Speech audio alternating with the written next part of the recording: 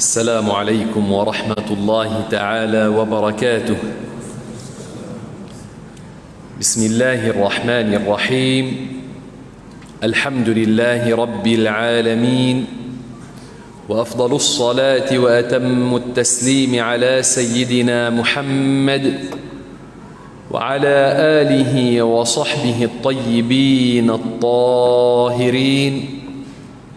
اللهم لا سهل إلا ما جعلته سهلا، وأنت تجعل الحزن يا ربنا إذا شئت سهلا. اللهم علمنا ما جهلنا وذكرنا ما نسينا وزدنا علما واغفر لنا وارحمنا يا مولانا، إنك على كل شيء قدير. اللهم أكرمنا بالإخلاص واجعل مجلسنا هذا مجلسا مباركا. أما بعد، مسلمين dan muslimat rahimakumullah subhanahu wa ta'ala, Allah subhanahu wa ta'ala telah berfirman dalam Al-Quran Al-Karim, ألم يأن للذين آمنوا أن تخشع قلوبهم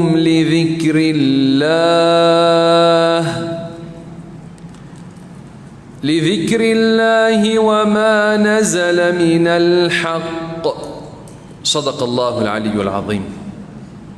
Difahami daripada firman Allah subhanahu wa ta'ala ini, bukankah sudah tiba masanya bagi orang-orang yang beriman untuk mereka berkhusyuk, untuk hati-hati mereka berkhusyuk apabila mendengar zikrullah, apabila mendengar nama Allah, dan apabila mendengar apa yang telah diturunkan daripada Al-Quran, apa yang telah diturunkan daripada Al-Quran yang semuanya adalah benar.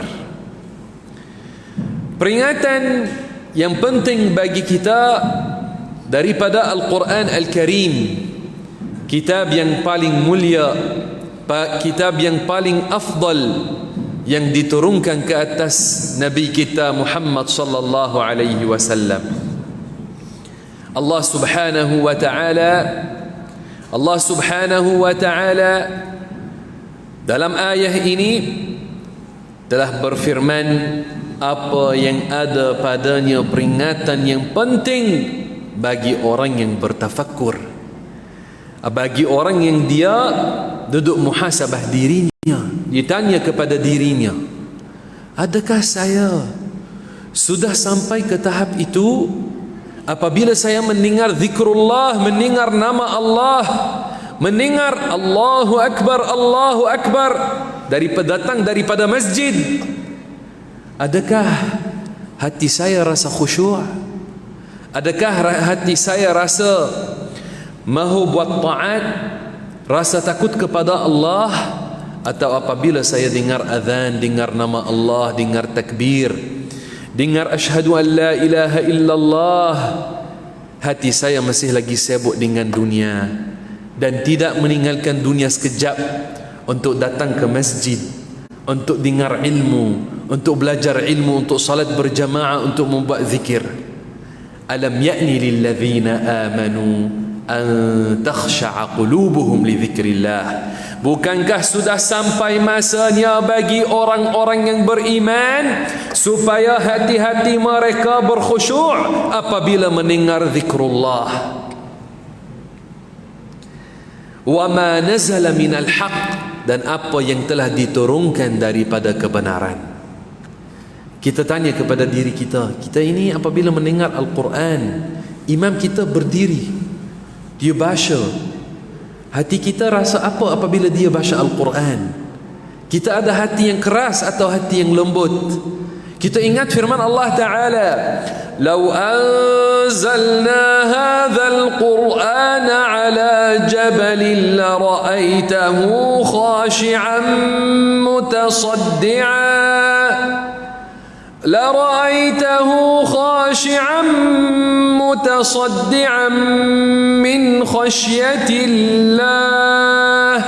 Difahami daripada ayat ini, jika Al-Quran ini Allah Ta'ala telah menurunkannya ke atas satu gunung, niscaya kamu akan melihatnya berkhusyuk dan berpecah belah kerana takut kepada Allah Subhanahu wa Ta'ala. Kalau gunung diturunkan ke atasnya Al-Quran, ini adalah apa yang berlaku kepadanya. Jadi kita kena tanya kepada diri kita, saya ini apabila berdiri dengar Al-Quran, apa saya rasa di dalam hati? Masih lagi hati fikir tentang dunia? Imam buat bacaan, saya fikir tentang nasi, saya fikir tentang rumah, saya fikir tentang kereta, saya fikir tentang anak, saya fikir tentang bisnes. Alam ya'ni lilladzina amanu an takhsha'a qulubuhum li dzikrillahi wa ma nazala minal haqq.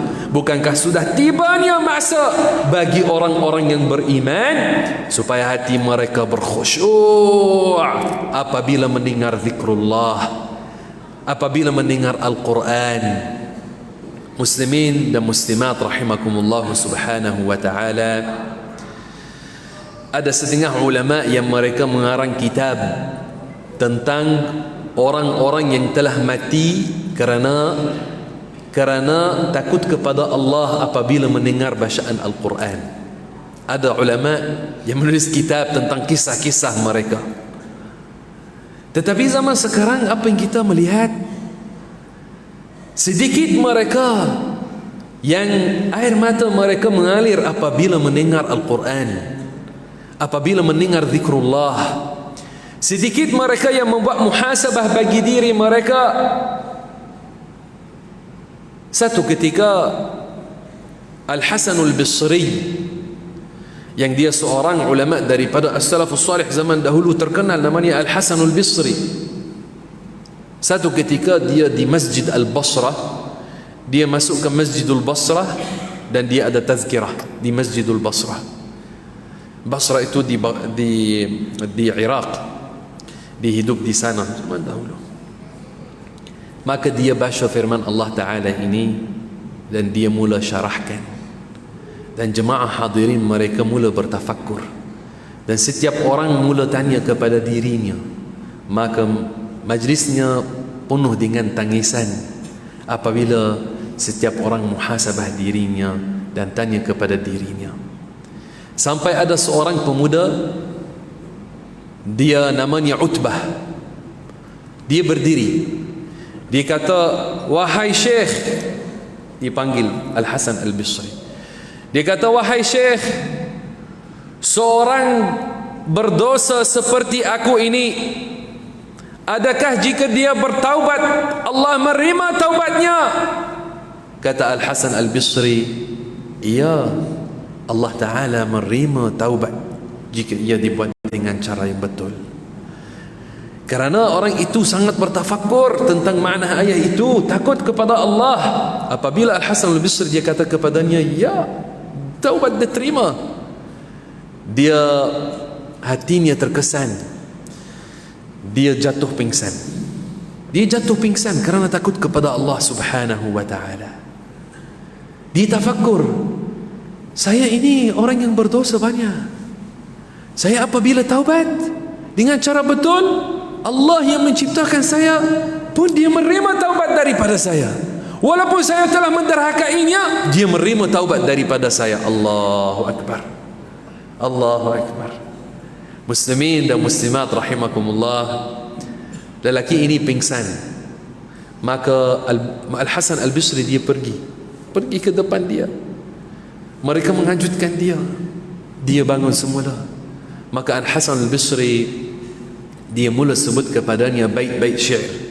Bait-bait syair ini lain-lain daripada syair yang ada dalamnya peringatan bahawasanya orang yang menderhakai Allah Subhanahu wa Ta'ala, jangan dia berpanjang-panjang dengan itu kerana ada azab api neraka. Maka apabila dia habis, kata lelaki itu, seorang yang jahat seperti saya ini, Jika dia bertaubat, taubatnya diterima. Kata Al-Hasan Al-Bisri, ya, taubatnya diterima. Dia pingsan semula. Dia pingsan semula. Subhanallahil azim. Tapi mana zaman sekarang pemuda seperti ini yang membuat tafakur? Apa yang kita melihat jenis pemuda zaman sekarang, ramai daripada mereka, bukan semua, tapi ramai sangat, jenis yang duduk buat tafakur tentang permainan game. Sepanjang malam dia fikir bagaimana dia mahu habiskan game, mahu habiskan satu stage, pindah ke stage yang kedua, pindah ke stage yang ketiga. Dia duduk letak kursi macam kursi pilot dalam biliknya sepanjang malam, jaga malam. Boleh kerana kursinya kuat, boleh dia berterusan 6 jam, boleh dia main, tak rasa penat. Hati itu apa yang berlaku kepadanya? Mendengar azan, mendengar nama Allah, mendengar Al-Quran, dia masih lagi sibuk dengan gamenya. Bukan sibuk pun dengan bisnes, dengan game, benda yang lara, yang tak ada manfaat langsung. Subhanallahil azim. Muslimin dan muslimat rahimakumullah subhanahu wa ta'ala, lelaki itu dia dikajutkan balik. Maka Al-Hasan Al-Bisri, dia seorang waliullah, dia membuat doa baginya. Maka subhanallah, lelaki ini dia bertaubat dan setelah itu dia jadi orang salih.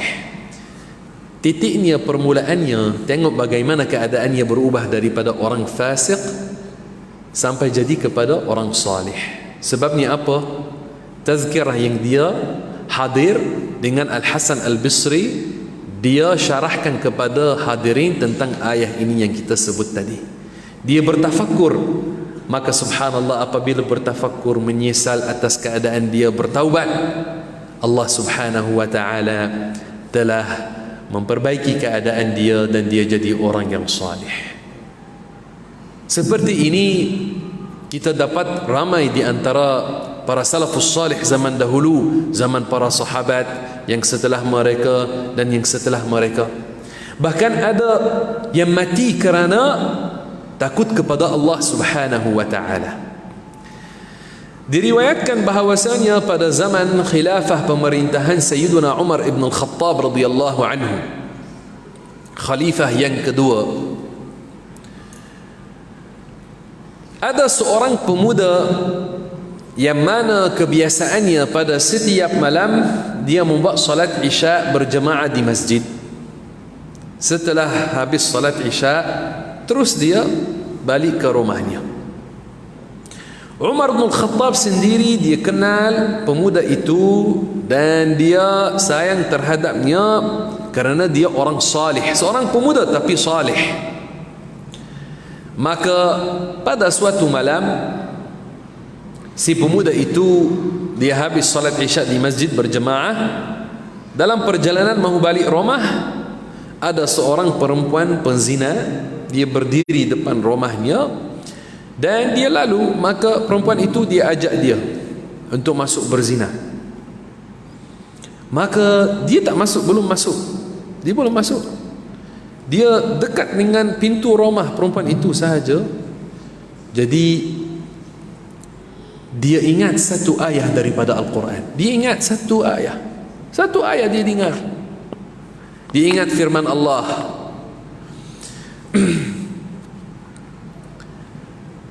Innal ladzina ittaqaw idza massahum ta'ifun minasy syaitani tadhakkaru fa idza hum mubsirun. Sadaqallahul azim. Apa maknanya? Dia ingat sahaja, dia tidak baca. Dia bukan mendengar seorang membacanya. Tak, dia seorang bertakwa, dia hafal. Jadi dia ingat, hanya dalam hatinya dia ingat ayat ini. Maknanya orang-orang yang bertakwa kepada Allah, jika syaitan mahu tarik mereka berdosa, mahu tarik mereka kepada dosa zina atau selainnya, mereka akan ingat takut kepada Allah dalam hati mereka. Mereka ingat, maka mereka menjauhi dosa kerana takut kepada Allah subhanahu wa ta'ala. Apabila dia ingat ayat ini, dia tengok dirinya dalam keadaan apa? Hampir kepada keadaan yang tidak baik. Maka dia jatuh pingsan.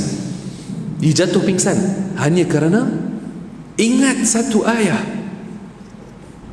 Ingat satu ayat. Setengah orang zaman sekarang kalau dengar Al-Quran 30 juzuk, mereka tidak keluar daripada mereka satu titisan air mata. Kalau dengar 30 juzuk. Ini maknanya hati yang lembut. Itu hati yang lembut yang kita semua mahukan, hati yang lembut. Tapi lembut terhadap mendengar zikrullah, mendengar Al-Quran. Bukan hati yang menangis bersama penyanyi apabila dalam TV. Bukan hati yang menangis apabila artis apabila pelakon dalam drama dia buat aksiden mati, duduk menangis.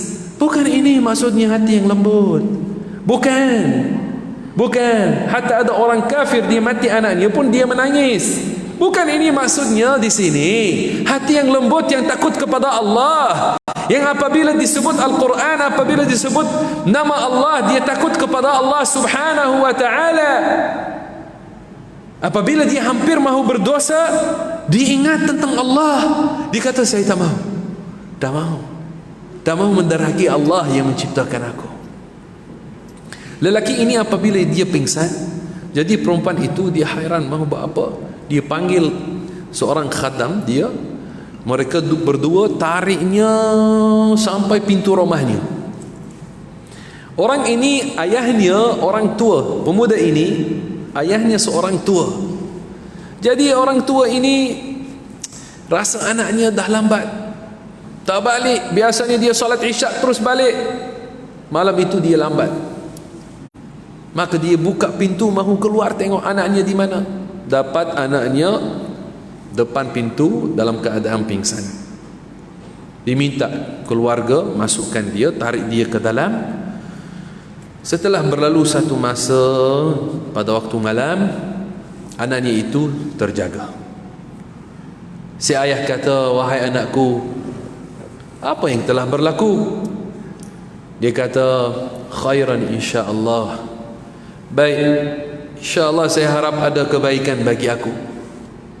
Kata ayah, wahai anak, ayah mahu tahu apa yang telah berlaku? Kata beliau, telah berlaku sekian-sekian. Ayahnya kata, wahai anakku, ayat yang mana satu kamu telah ingat dalam hati? Mana satu? Maka dia baca sekarang dengan lidah. Dia baca firman Allah, innal ladzina taqaw idza massahum ta'ifum minasy syaitani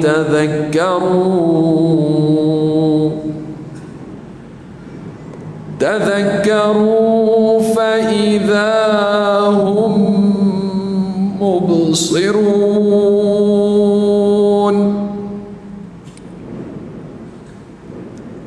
Maka apabila lelaki itu dia ingat balik tentang ayat ini, dia bacanya, dia tarik nafas panjang dan keluar rohnya.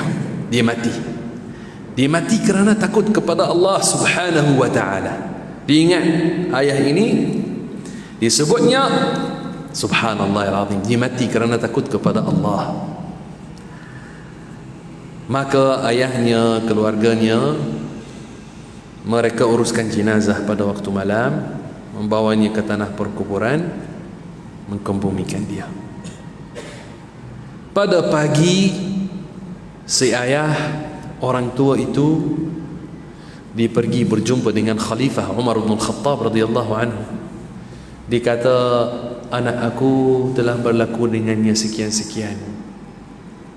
Dia telah mati, telah wafat. Kata Umar bin Khattab, kenapa tidak memberitahu saya? Saya mau pergi solat jenazah, saya mau ada dengan jenazah dia. Kenapa tak bagi tahu saya? Dia kata, waktu itu waktu malam, tak dapat nak sampai kepada khalifah. Kata Umar bin Khattab, bawakanlah saya ke tanah perkuburan mana dia dikebumikan. Maka Umar bin Khattab radhiyallahu anhu, yang dia sahabat yang kedua afdal setelah Abu Bakar As-Siddiq radhiyallahu anhu, dan dia seorang wali yang kedua afdal dalam umat ini setelah Abu Bakar As-Siddiq radhiyallahu anhu, dan dia ketua ahli kasyaf dalam umat ini.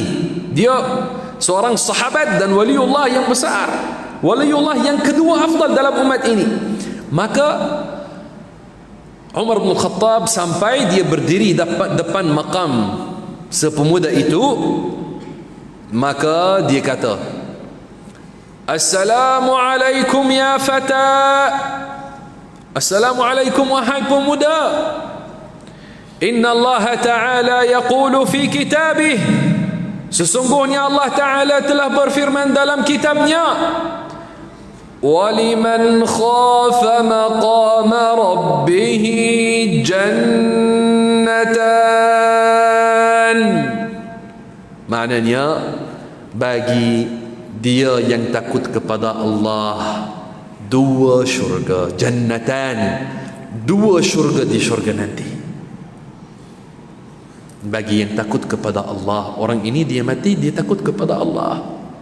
Jadi Allah berfirman, waliman khafa maqama rabbih jannatan, bagi yang takut kepada Allah dua syurga di syurga nanti. Maka berlaku di sini karamah, karamah bagi orang salih. Dua-dua orang salih, Umar bin Khattab dan si pemuda itu. Si pemuda itu dia jawab daripada makamnya.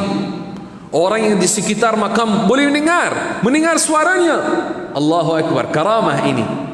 Maka dia kata, Wa'alaikumussalam, Qad a'tanihi ma Rabbi fil jannati marrataini ya Umar. Sesungguhnya Allah Ta'ala telah memberi kepada aku dua syurga itu di syurga wahai Umar. Subhanallahil azim.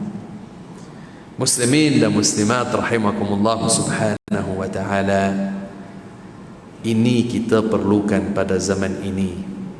Hati yang lembut yang membantu kita menjauhi dosa, membantu kita menjauhi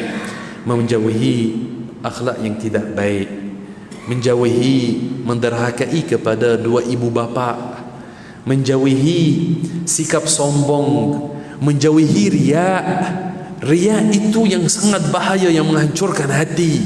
Riya yang ia satu penyakit yang sangat bahaya, yang apabila orang dia buat amalan yang baik tapi dia niat mahu pujian orang, datang ke masjid salat dia niat, aku mahu jemaah di sana melihat kepada aku ini selalu datang salat jemaah. Dia mahu pujian daripada orang. Dia bersedekah tapi niatnya mahu orang kata Masya Allah dermawan. Dia membantu orang fakir, mahu pujian pun daripada orang. Macam mana nak menjauhi dosa-dosa ini yang bahaya, yang merugikan kita? Kita perlukan kepada hati yang lembut, perlukan kepada hati yang lembut. Tetapi hati yang lembut itu, bagaimana ia jadi lembut? Ada sebab-sebabnya. Hati ini adalah raja sekalian anggota badan.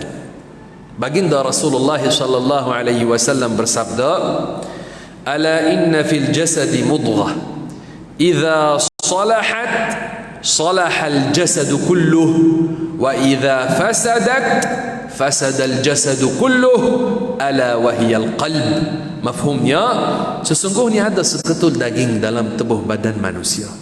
Jika ia baik, seluruh badan akan jadi baik. Jika ia rosak, seluruh badan akan jadi rosak. Kalau ketakwaan ada di dalam hati, maka akan dapat tangan buat baik, lidah cakap baik, dan anggota-anggota kita membuat yang baik. Apabila hati kita rosak, hati kita ada dalamnya dosa-dosa, ada kita membuat dosa-dosa di dalam hati kita yang bahaya, akan dapat hati kita rosak. Nanti tangan kita membuat jahat, lidah kita dapat banyak cakap perkataan-perkataan yang jahat, umpatan, adu domba, ini dan itu. Kita tengok kepada diri kita, kadang-kadang tahu ini itu dosa lah, itu dosa, tapi kita tetap buat. Masya Allah al-azim, Masya Allah al-azim. Mahu memperbaiki, kena memperbaiki hati, kena melembutkan hati, membersihkan hati daripada kotoran-kotoran. Muslimin dan muslimat rahimakumullah subhanahu wa ta'ala,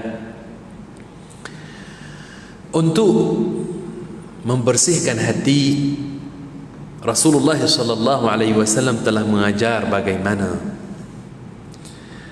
Ada beberapa perkara yang kita boleh bahaskan secara ringkas dalam majlis kita ini. Yang ia tazkirah maghrib sahaja, jadi masa kita tidak panjang. Tetapi baginda Rasulullah sallallahu alaihi wasallam bersabda, innal quluba la tasda'u kama yasda'ul hadid. Mafhumnya, sesungguhnya hati-hati ini boleh ia jadi berkarat seperti mana besi berkarat. Wa jala'uha al-istighfar, cara membersihkannya istighfar, memperbanyakkan istighfar.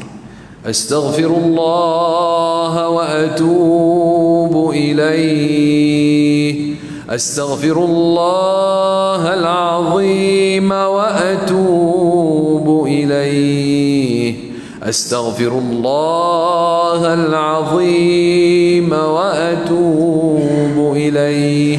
Banyakkan istighfar, banyakkan istighfar. Jangan kurang daripada 100 kali sehari membuat istighfar, supaya hati jadi lembut, hati jadi bersih insya-Allah taala. Dan berserta istighfar itu mesti seorang juga dia belajar ilmu agama. Kerana kalau mahu memang menjaga hati daripada dosa, perlu tahu apa yang dosa. Macam mana nak tahu apakah itu yang dosa? Kalau hari-hari hanya habiskan masa dengan tengok movie, tengok drama, main game, hanya scroll video, macam mana mahu tahu apakah dosa itu yang perlu dijauhi? Seorang perlu belajar ilmu agama. Karena ini baginda Rasulullah sallallahu alaihi wasallam telah bersabda, talabul ilmi fariidatun ala kulli muslim. Menuntut ilmu agama yang ia fardu ain itu wajib ke atas setiap orang mukallaf, muslim dan muslimah. Ada sekadar daripada ilmu agama wajib ke atas setiap orang mukallaf mempelajarinya, dinamakan ilmu fardu ain. Dalam ilmu itu ada 3 bahagian. Ada bahagian tentang aqidah, mengenal Allah dan Rasulnya.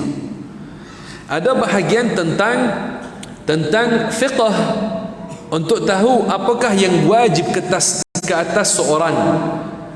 Salat, bagaimana dibuat, waktu-waktu salat, syarat-syarat sah salat, perkara-perkara yang membatalkan salat, mesti belajar. Kalau orang tak belajar ini, boleh jadi dia buat gambaran salat hari-hari tapi tak sah. Kerana bacaan Fatihah contoh tidak sah. Betapa ramainya ada orang yang dia berdiri datang masjid pun, tapi apabila baca Fatihah dia baca dengan cara salah. Fatihah rukun salat. Kalau mahu cek dengan ustaz bacaan Fatihah, mungkin 2 minit dah habis. 2 minit dah habis cek dengan ustaz, boleh jadi kurang lagi. Tetapi ada ramai orang pun 2 minit ini mereka tidak ingat tentangnya. Mereka bagi 2 jam untuk nak tengok movie, 5 jam untuk main game dengan kawan, tapi 2 minit untuk semak bacaan Fatihah dia tidak ingat. Sampai apabila dia berdiri nak baca, dia baca, ada setengah orang yang kata Ar-Rahmanir Rahim, ha tak keluar, dia tukar ha dengan ha, tak sah, tidak sah. It is a different letter. It is a different letter, like A and B in English. A is not B, B is not A. If you want to say car, So you need to mention A. You don't switch A with B. You don't switch the letters like that. Jadi juga dalam bahasa Arab, ha dan ha dua huruf bukan satu. Nak baca Fatihah kena baca betul. Siratal ladzina an'amta alaihim. Perkataan alladzina, ada ramai yang baca allazina, ditukar za dengan za. Sedangkan ini adalah dua huruf bukan satu. Ini dua huruf lain, za dan za.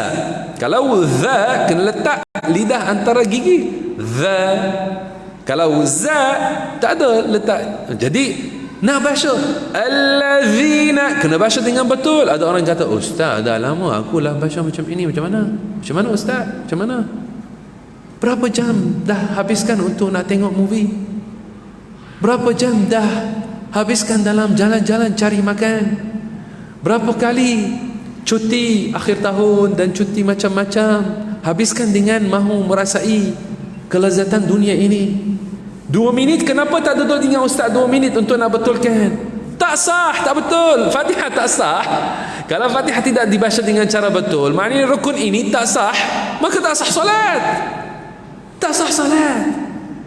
Jadi orang perlu belajar betul-betul. Mahu hati lembut, kena ada ilmu agama. Kena belajar ilmu agama, buat amalan dengan cara betul. Dan dalam ilmu ini ada bahagian yang ketiga tentang dosa-dosa. Apakah dosa-dosa itu? Orang kata, saya mahu tangan yang suci daripada dosa, mahu kaki suci daripada dosa, mahu lidah suci daripada dosa, mahu hati suci daripada dosa. Dalam ilmu fardu ain ada chapter-chapter yang mana ulama menyebut dalamnya apakah dosa-dosa hati, apakah dosa-dosa mata, apakah dosa-dosa telinga. Jadi orang belajar, dia tahu. Kalau orang tak belajar, boleh jadi dia jatuh dalam banyak perkara yang bercanggah dengan syarak, bercanggah dengan agama, sedangkan dia sangka dirinya orang baik. Saya bagi contoh. Betapa ramainya apabila ada orang mendengar seorang cakap tentang sahabatnya, dua orang muslim. Jadi si fulan duduk dengan A kata tentang B, si B ini akhlaknya buruk. Jadi sebenarnya si fulan ini dia kawan dengan B, dia kawan rapat. Dia buat apa? Dia pergi kepada B. Dia kata, tahu ke A kata apa tentang kamu? Dia kata kamu berakhlak buruk. Saya dah dengar dengan telinga ini ya. Saya dah dengar. Dia kata macam itu. Dia kata kamu ini memang sahabat sejati. Saya tak mampu nak diam, nak bagi tahu kamu pun, untuk nak tahu ini hakikat fulan, apakah ia, macam mana dia terhadap kamu. Sangka dirinya kononnya dia buat perkara yang dia mahu jaga kawannya, sedangkan dia jatuh dalam dosa besar. Ini dosa besar, namanya dosa an-namimah. Allah berfirman, hammazim masya'im binamim. Ini namimah, dosa besar yang ia antara sebab azab kubur. Apabila orang dia transfer words, dia transfer kata-kata antara dua orang Islam, menjadikan mereka bergaduh. Kalau dia kata apa-apa tentang kawan kamu, walaupun tentang adik-beradik kamu, dia orang Muslim, itu orang Muslim, cakap dengan dia, bagi tahu kamulah hendaklah bertakwa kepada Allah, jangan sebut macam ini tentang orang Islam. Tapi jangan kamu ambil kata-katanya dan campak kepada orang Muslim yang lain, jadi mereka dua-dua mereka bergaduh. Ini bukan amalan yang baik, ini jahat. Tetapi ada setengah orang dia kata, ini sahabatku lah, nak bagi tahu dia pun apa yang orang lain kata tentangnya. Atau dia kata, ini adik-beradik akulah, ini satu ibu bapa, jadi saya nak maklum kepada dia manusia kata apa tentang dia. Bukan. Kamu jangan buat dosa. Jangan buat dosa. Mahu buat cara betul, nasihatkan dua-dua mereka. Kamu jangan cakap jahat tentang orang ini, kamu jangan cakap apa yang tidak baik tentang orang itu. Macam itu. Jangan kamu yang nukilkan. Muslimin rahimakumullah, tanpa ilmu boleh jadi seorang dia makan riba. Dia makan riba, sangka dirinya Sangka dirinya dia tak buat apa. Dia sangka ini bisnes biasa, sebenarnya itu riba. Tapi kerana dia jahil, dia sangka itu bisnes biasa sahaja. Maka apabila seorang belajar, dia tahu apa yang wajib, apa yang haram. Dan ada satu chapter dalam ilmu fardu ain tentang taubat, bagaimana orang bertaubat daripada dosa, supaya kalau dia jatuh dalam dosa, dia tahu dirinya bagaimana bertaubat daripada dosa.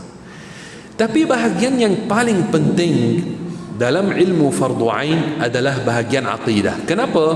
Karena asas Islam bagi hati yang baik, asas supaya hati jadi baik, asasnya mengenal Allah dan Rasulnya, beriman dengan Allah dan Rasulnya. Mana-mana hati yang tidak mengenal Allah subhanahu wa ta'ala, maka ini hati yang hitam, hati yang rosak.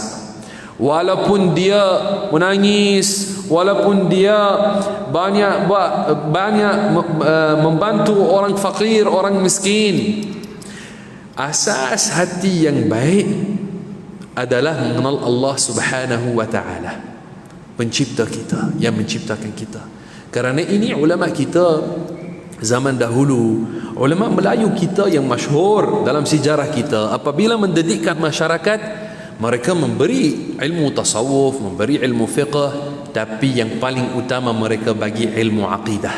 Mereka syarah tentang sifat 20. Sifat 20. Apabila orang datang ke pondok baru nak belajar, nak memperbaiki dirinya, maka tuan guru akan bagi dia apa? Pertama, tentang sifat 20, tentang mengenal Allah.